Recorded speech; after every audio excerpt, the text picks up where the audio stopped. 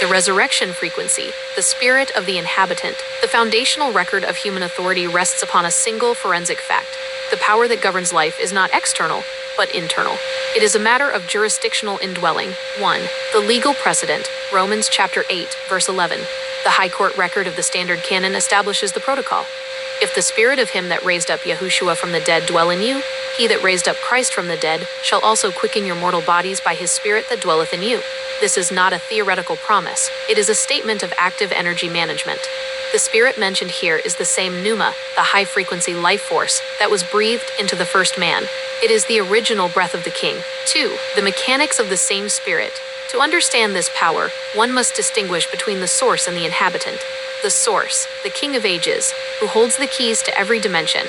The inhabitant, the spirit, that has taken up residence within your physical hardware, which is the body, and your identity, which is the soul. When the record states it is the same spirit, it means there is no dilution in the frequency.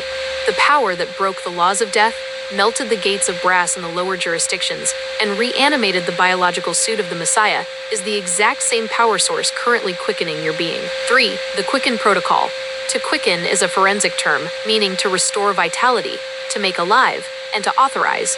In a world saturated with the active shadow and the blasphemy alarm, the physical body often experiences a drop in frequency. The quickening is the daily recalibration of the dust by the spirit. This process does 3 specific things for the living being. Vitality. It restores the biological systems to their intended frequency. Authority. It reminds the soul that it is not subject to the lower laws of the earth, but to the higher laws of the spirit. Persistence. It confirms that because the spirit has already conquered the abyss, the soul inhabited by that spirit is legally untouchable by the second death. 4. The expanded evidence, the missing 22. While the standard record provides the law, the expanded archives of the missing 22 provide the technical data. These records describe the resurrection not as a quiet event, but as a violent frequency shift.